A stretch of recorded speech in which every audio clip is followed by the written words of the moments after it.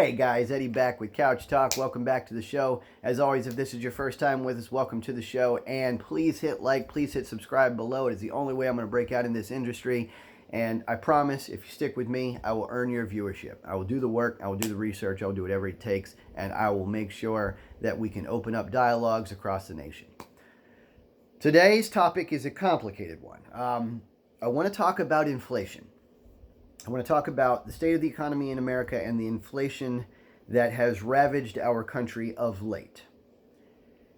Now, I want to preface this by saying I am not an economist. I do not understand macroeconomics well in the grand scheme of things. And although I understand investment and banking and some things like that just due to my financial consulting work, it is an immensely intricate topic that involves not only, state, interstate, national, global systems that all have a very complicated interaction with each other, and it involves the political landscape because economy is highly politicized. It involves warfare, tactics, and strategy, and sanctioning and blockading, and there's just so many facets, and it's a really fascinating topic.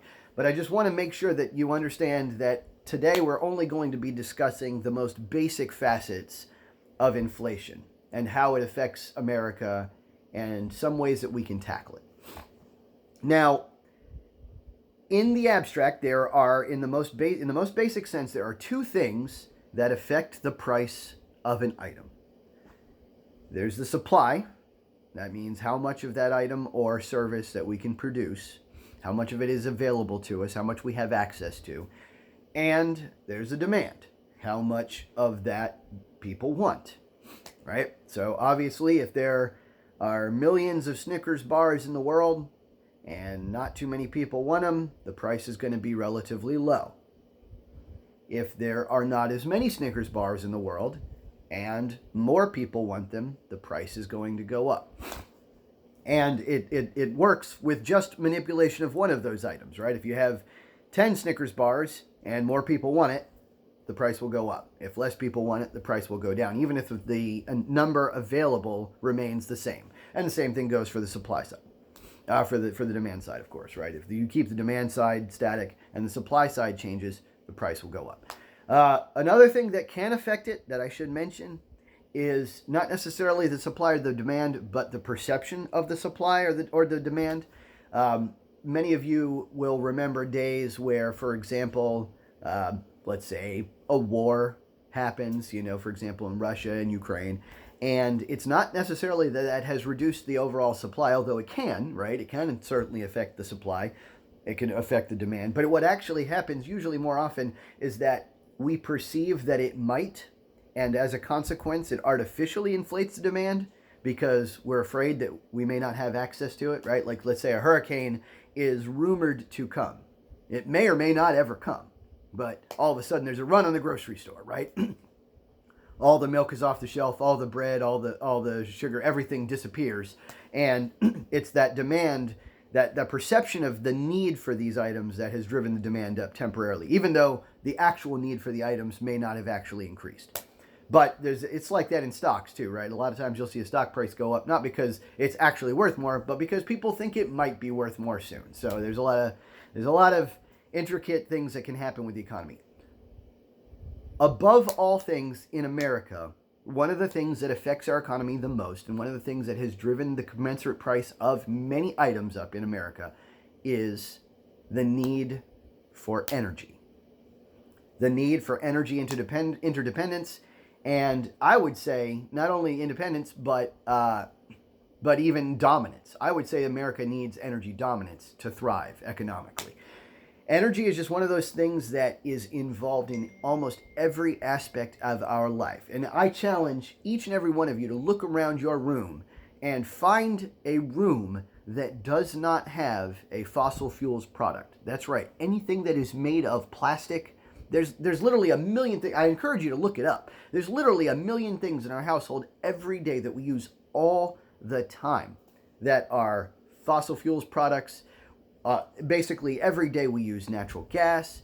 We use it in diesel when we transport things. And keep in mind, even the things in your household that are not directly comprised of fossil fuels items or petroleum items, they're still often using fossil fuels or natural gas just to get it from one place to another, to transport it, and to where pieces of it are put together, to transport it to another place where it's actually sold.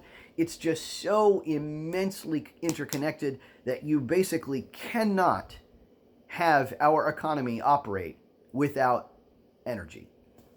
And right now, energy is scarce. And right now, OPEC controls almost all of our access to fossil fuels, to diesel, to basically anything that's connected to oil. And we need to take that back. We desperately need to take it back. Now, here's the crux. Ultimately, we do want to get away from the less clean sources of energy. And it's very difficult to know how fast. Many economists will say that it's terribly important to have that kind of energy dominance, to kind of have that energy independence. But many agriculturalists, many ecologists will tell you that it's important to get off those dirtier forms of energy, those forms that produce greenhouse gases, because we could be damaging our environment to a place where we cannot come back from. We may be causing irreparable damage that we cannot ever recover from. Now, it's very difficult to know where that breaking point is. I will say this, that's another intricate system that I know relatively little about. When there's a situation that involves the ecosystem, the environment, I find that it is probably safer to err on the side of caution. We should probably not find out that we have made an irrecoverable mistake when it comes to our globe, as we don't have another Earth to live on just yet. I know Elon Musk is working on that, but it's just one of those things. That having been said, most economists will tell you that fossil fuels, while are probably the most dirty, natural gas is probably a necessary bridge fuel, a necessary bridge energy source to get us to the point where we can innovate on the others. As a matter of fact, if you think about the alternative sources of energy, like, for example, electric cars, you can't make electric cars without some of the fossil fuels and natural gas products that are necessary in those cars. Plastic is in most vehicles these days. Plus, the transport of components from one place to the other still, again, has to thrive off of natural gas, off of diesel, usually. It's just one of those things that we can't get off of it yet. I know we want to, and I know it's a good thing, and we definitely need to take care of our environment. But one of the other things that I find intriguing is that we never seem to address, whenever we talk about getting off of the dirtier forms of energy, we never seem to talk about just making them cleaner. We never seem to talk about innovating and just getting better scrubbers and better collective methods where, I've seen scientific research about carbon neutral forms of natural gas. Now, I don't know how far away it is. I don't think it's economically viable yet. I think it's something that we're going to continue to have to innovate. But one of the things that will allow us to innovate on that is government assistance. Government pointing toward giving subsidies, making permitting easier for those industries. And right now, we're basically halting everything on that side of the chain in favor of transporting everything over to electric, just kind of ripping it off like a Band-Aid. I don't think that is an economically viable way to do it, and I think that we have suffered the brunt of that these last 2 quarters. Now, something else that keeps on affecting inflation, and for the life of me, I cannot figure out why this body even exists, is what most people will call the Fed, or the Federal Reserve. It's comprised of a group of an echelon of banking executives and some representatives of government, and it's not an elected body that we have control over, and yet they have an ungodly amount of power over the economy. Now, what they usually do to manipulate inflation is basically try to stagnate the economy. They basically try to raise interest rates, which make it harder to get loans, which make it harder for the housing industry to operate, to move smoothly, because when people can't get loans and when new companies can't get loans from new business structures and new business corporate headquarters, then basically it shuts down that part of the market.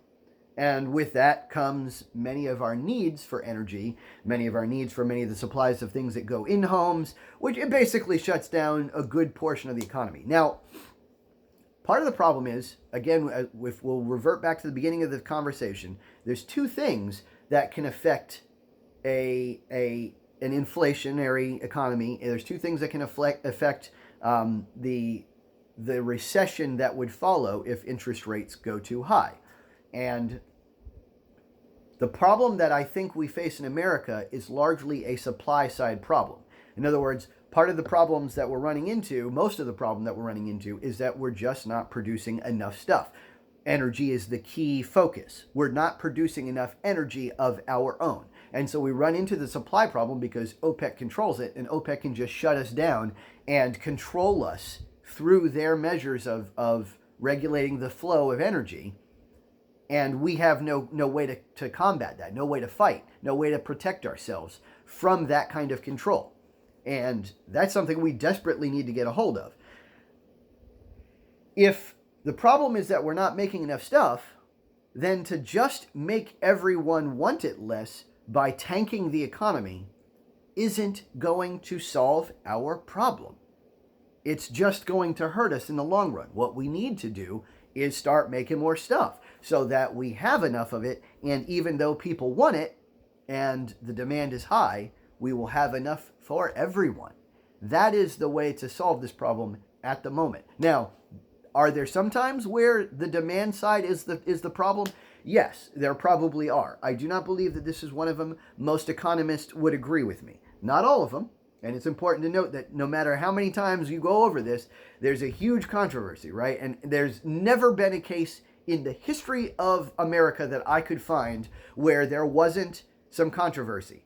The Great Depression, for example. Both sides of the aisle, both the demand side and the supply side economists, will point to that situation and say, see, this is why we don't do what the other person did. And it's hysterical because that's basically been the same case for across the board, every economic situation that's ever happened. Every depression, every recession, every inflation, every stagflation, they've both looked at each other and gone, see, this is the problem. But there are weights, and it is definitely the case right now that more people are saying that it is a supply side issue than a demand side issue. So I don't understand why the Federal Reserve is just raising the rates, thinking that that is just going to solve the problem. Will it stop inflation? Yes. And it'll force us into recession because what will happen is, as a consequence, no one will be able to buy anything, and then the economy will tank. And there's that little fine line in the middle where maybe we'll get lucky. I'm hoping that going into this next quarter, we'll get a little bit luckier, but that still doesn't solve our supply issue. We still need to solve that issue. We still need energy independence. We still need energy dominance in America. One thing I want everyone of my audience to look at when it comes to supply side economics is to take a look at Art Laffer and his something called the Laffer Curve. It's something that the fiscal conservatives will point to as a way to improve the economy in a nation. And there is some indication that it works. Again, there's controversy.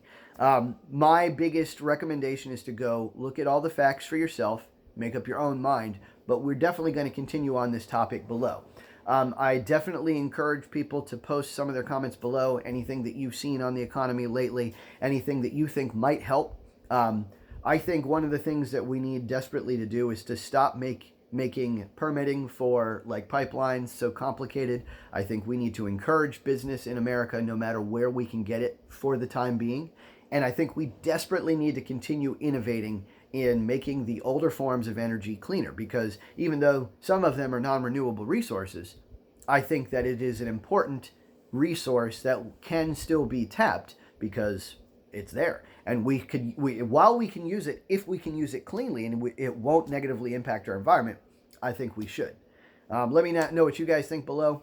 Catch you guys next time on Couch Talk.